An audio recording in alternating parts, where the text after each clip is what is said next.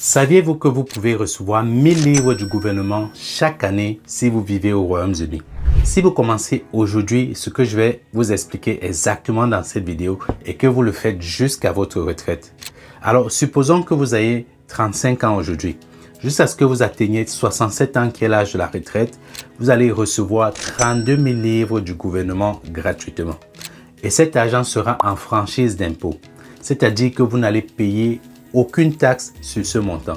Au Royaume-Uni, vous avez probablement déjà entendu parler du terme ISA. Vous vous demandez peut-être ce que c'est, pourquoi c'est important et comment ça fonctionne.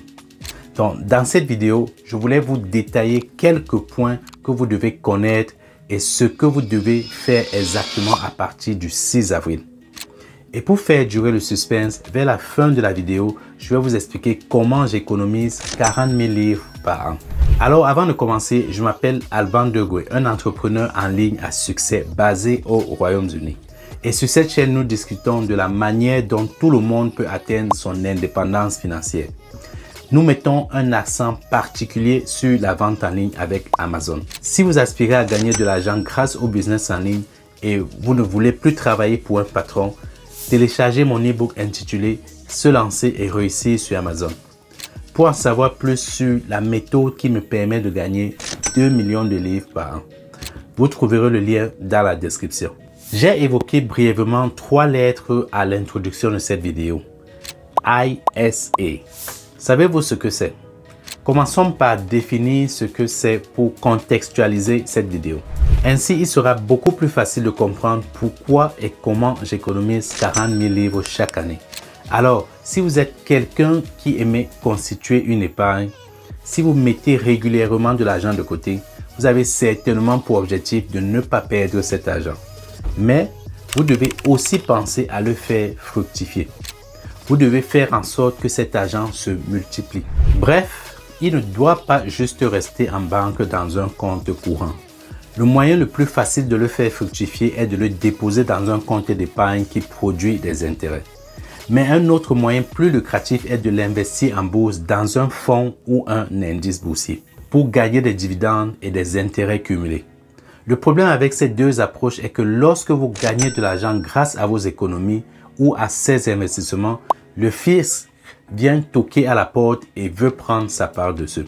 C'est là qu'intervient un compte ISA, Individual Saving Account, ou pour le dire en français, c'est un compte d'épargne individuel. Comment ça fonctionne? Voici où ça devient intéressant. Chaque année, vous recevez une allocation de l'argent que vous pouvez mettre de côté pour le protéger de l'impôt.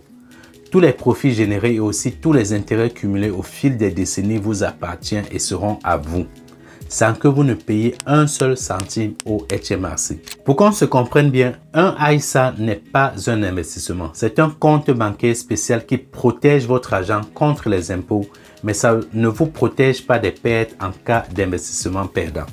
C'est important de comprendre ça pour la suite. Il existe plusieurs types de comptes ISA qui ont tous des avantages différents en fonction de ce que vous souhaitez réaliser avec votre épargne. Les deux plus populaires sont le Cash ISA, qui est selon moi la base que beaucoup de gens connaissent, et le Stock and Share ISA qui est un peu moins connu. Restez jusqu'à la fin de la vidéo pour savoir comment utiliser ces deux ISA et les autres types de ISA qui existent. Mais avant ça, revenons un peu sur un élément très important qui définit tout le concept de l'ISA, l'allocation. Il faut savoir que chaque résident britannique a un montant maximum qu'il peut déposer dans un compte ISA pour le protéger des impositions chaque année. Et ce montant est de 20 000 livres. Ça pourrait changer dans le futur, mais depuis que je suis arrivé et que je vis au Royaume-Uni, ce montant de 20 000 livres est toujours applicable. Chaque individu a la possibilité de mettre jusqu'à 20 000 livres dans son compte ISA. Vous pouvez aussi repartir ce montant et l'attribuer à différents types ISA. Ainsi, par exemple, vous pouvez mettre 10 000 livres dans un Stock and Share ISA, 5 000 livres dans un Cash ISA et le reste dans les autres types de comptes ISA. C'est comme vous voulez. Du moment où la totalité ne dépasse pas 20 000 livres par an, mettez-le dans n'importe quel compte ISA, ça ne causera aucun problème. Mais quand on parle d'un an, il ne s'agit pas de 365 jours à partir du moment où vous commencez à épargner. Vous devez déposer les 20 000 livres avant le 5 avril de chaque année pour qu'ils s'appliquent au cours de l'année fiscale. Quand le 5 avril est passé, si vous avez mis 10 000 livres seulement, c'est ce montant qui sera considéré. Et vous perdrez le reste de votre allocation et le problème, c'est que ce n'est pas du tout transférable les années suivantes. De la même manière, le 6 avril de chaque année est le début de l'année fiscale britannique. Vous aurez à nouveau une allocation de 20 000 livres à mettre dans votre épargne, dans vos différents comptes ISA et ainsi de suite. Donc à la fois, l'année fiscale est importante pour savoir comment maximiser son allocation, c'est-à-dire dans la mesure du possible, mettre jusqu'à 20 000 livres dans les comptes ISA. Mais c'est aussi un bon indicateur pour savoir comment ne pas excéder ce montant. C'est la base à savoir pour rendre possible l'accumulation des centaines de milliers de livres au fil des années, totalement exonérés d'impôts. C'est une très belle manière d'investir et de gagner de l'argent sans payer d'impôts légalement. Je vous explique comment dans un instant. Mais pour comprendre comment ça marche, je vais d'abord parler des différents types de comptes ISA. Parce que choisir un bon compte peut vous rendre très riche sans effort. Alors, commençons par le compte le plus connu qui est le Cash ISA. Comme je l'ai un peu débriefé au début, si votre économie se trouve dans un compte d'épargne standard, elle pourrait être sujette à une imposition. Ça me rappelle quand je suis arrivé au Royaume-Uni. J'ai eu la chance d'ouvrir mon compte courant chez HSBC, mais comme je n'avais ni emploi ni revenu à cette époque, je ne pouvais pas retirer plus de 250 livres par mois, ce qui était assez limitant et frustrant. Une fois que j'ai trouvé mon premier emploi qui me payait seulement 1200 livres par mois, j'ai demandé un rendez-vous avec un banquier de ma banque pour augmenter mon allocation de retrait. Et j'ai profité pour poser des questions sur les options d'épargne. J'ai aussi reçu ma première carte de crédit et j'ai naïvement ouvert 2 comptes d'épargne. L'un étant un Regular Saving Account et l'autre le fameux Cash ISA. Le premier compte d'épargne étant un compte bloqué sur une durée de 12 mois, ça me donnait un retour de 5% par an. Tandis que le compte Cash ISA me rapportait uniquement 2,85 par an. Vu que je mettais environ 175 par mois dans chaque compte, à la fin des 12 mois, mon compte bloqué m'a produit quelque chose comme 100 livres. Le compte ISA de l'autre côté m'a produit un peu moins. Mais parce que je ne comprenais pas bien l'anglais et l'accent de Manchester, quelque chose m'avait échappé. En effet, des profits dans mon compte bloqué, j'ai dû payer environ 20% de taxes, pendant que j'ai conservé tout mon gain dans mon compte Cash ISA. Et c'est là que j'ai commencé à pousser un peu plus ma curiosité sur les comptes ISA. Ce qu'il faut tirer comme leçon ici, c'est que si votre épargne est imposée à la fin de l'année fiscale anglaise, c'est que vous n'économisez pas votre argent dans un compte Cash ISA. Vous devez transférer votre épargne vers un Cash ISA, ce qui vous permettra de protéger votre argent contre les taxes supplémentaires. Tous les intérêts que vous gagnerez année après année seront exonérés de taxes. Une chose à savoir, c'est que vous ne pouvez pas ouvrir plus d'un compte ISA par an. Mais ce qui est bien avec un Cash ISA, c'est que ce n'est pas un compte bloqué. Vous pouvez retirer votre argent quand vous le voulez, tout en profitant d'un taux garanti sur une période donnée. Oui, seulement une période donnée que j'ignore. Parce que depuis le 18 décembre, date à laquelle j'ai reçu une lettre qui m'indiquait que le taux d'intérêt de mon compte a été vu à la baisse, j'ai compris que je devais explorer d'autres opportunités d'épargner mon argent pour gagner plus d'intérêt tout en ne payant zéro taxe. Et c'est là où le Stock and Share ISA entre en jeu. C'est le deuxième type de compte ISA qui est un compte d'investissement dans les actions. Tout comme le Cash ISA, il est aussi libre d'impôts. Pour que vous compreniez bien ses avantages, supposons que vous ayez investi 5 000 livres dans Google il y a 10 ans et que vous l'aviez laissé sans le toucher. Le retour sur investissement aurait été de 28 373 000 $. Par contre, si vous avez laissé ces 5 000 livres dans un compte Cash ISA, ça ne vous aurait jamais produit un gain pareil. La preuve, c'est que j'ai laissé plus d'une dizaine de milliers de livres dans mon compte ISA depuis bientôt 4 ans et ça ne m'a jamais retourné plus de 500 livres par an. Voilà pourquoi un compte Stock and Share ISA est intéressant. Mais il faut qu'on soit d'accord. Le fait d'acheter des actions individuelles est une stratégie d'investissement hautement risquée. À la place, si vous voulez investir votre argent en achetant des actions en bourse, il est recommandé d'acheter des fonds indiciels comme le S&P 500 que vous allez conserver pendant 10 ans ou plus. Ces intérêts vont s'accumuler avec le temps et votre investissement plus l'argent que vous avez gagné sera alors à vous sans obligation de taxe. Historiquement, le marché boursier a fourni un rendement moyen de 7%, ce qui est plus élevé que si vous aviez laissé votre argent sur un compte d'épargne classique comme un cash ISA. Pour ma part, j'ai carrément abandonné l'idée d'utiliser un cash ISA pour un stock and share ISA, même si celui-ci vient avec des risques.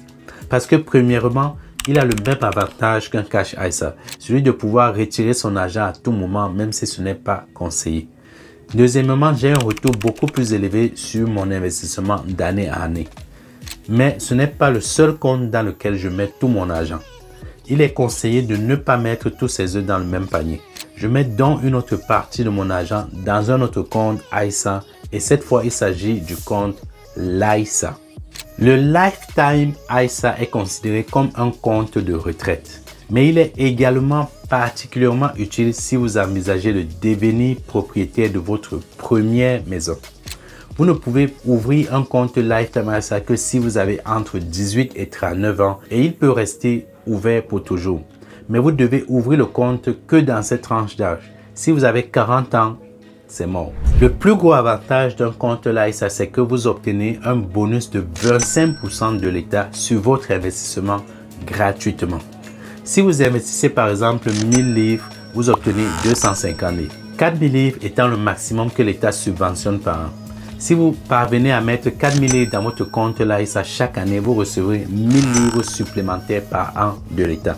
Cependant, ça ne fonctionne pas totalement comme un compte cash ISA ou un stock and share ISA. Le compte LISA est un compte bloqué. Vous ne pouvez pas retirer de l'argent à moins que vous ne l'utilisez pour acheter votre première maison ou si vous avez atteint l'âge de la retraite. Et dans le cas de l'achat de votre maison, ça doit être votre première maison et ça ne doit pas coûter plus de 450 000 livres. L'inconvénient, c'est que si vous retirez cet argent sans respecter les conditions, il y a une pénalité de 25% sur le montant que vous retirez. Maintenant que je vous ai partagé cette stratégie, voici comment j'investis 40 000 livres par an dans mes différents comptes ISA. Je rappelle les points suivants. 20 000 livres, c'est votre allocation annuelle. Si vous allez au-delà, vous payerez des taxes sur tout ce qui est au-dessus. Pour certains qui ont énormément d'argent à investir, ça en vaut largement la peine. Et je dirais même que c'est nettement mieux qu'un compte d'épargne non ISA dans lequel vous payez les taxes sur tous les gains depuis le premier centime. Mais je préfère jouer au jeu de l'argent différemment. Les différents comptes ISA que je possède sont le compte Stock and Share ISA dans lequel je mets la majorité de mon argent, environ 16 000 livres par an, et le compte LISA que je considère comme un compte retraite dans lequel je mets 4 000 livres par an. Ce qui me permet aussi de bénéficier de 1000 livres de l'État gratuitement. La somme que je mets dans les deux comptes donne exactement 20 000 livres par an. Chaque individu en Angleterre peut avoir plusieurs comptes ISA, mais ne peut en ouvrir qu'un seul par an. Alors, j'en ai deux à mon nom et deux au nom de ma femme également. J'investis également de la même manière au nom de ma femme et ainsi, ensemble, nous pouvons mettre 40 000 livres d'épargne chaque année. 4 000 livres chacun dans un compte ISA et 16 000 livres dans un compte Stock and Share ISA. Le tout n'est pas de mettre tout cet argent de côté. L'idée ici, c'est de le mettre dans des comptes ISA tout en profitant des intérêts et dans le but de ne pas payer des taxes dessus. Pour l'instant, on a parlé des deux plus populaires comptes ISA. Il y a d'autres ISA tels que le compte Junior ISA qui est très intéressant pour vos enfants, dans lequel vous pouvez mettre jusqu'à 9 000 livres par an jusqu'à leurs 18 ans. Si vous souhaitez que je fasse une vidéo séparée pour approfondir les sujets des ISA et des investissements personnels, faites-le moi savoir en commentaire. Si vous devez retenir une chose de cette vidéo, ouvrez votre compte ISA Stock and Share à partir du 6 avril de cette année. Si vous n'êtes pas prêt, optez plutôt pour un compte Cash ISA. Si vous n'êtes pas prêt à investir, optez d'abord pour le Cash ISA juste pour éviter de perdre cette année d'allocation. Et même si vous n'y mettez que 100 livres par mois. Si vous avez aimé cette vidéo et que vous voulez savoir comment je parviens à mettre autant d'argent de côté, je vous invite à télécharger mon e-book sur la vente sur Amazon. C'est grâce à l'e-commerce que je vis et je finance mes investissements et j'explique tout cela dans cette vidéo qui s'affiche quelque part ici à l'écran. Cliquez maintenant pour la regarder. Abonnez-vous à la chaîne et on se donne rendez-vous dans la prochaine vidéo.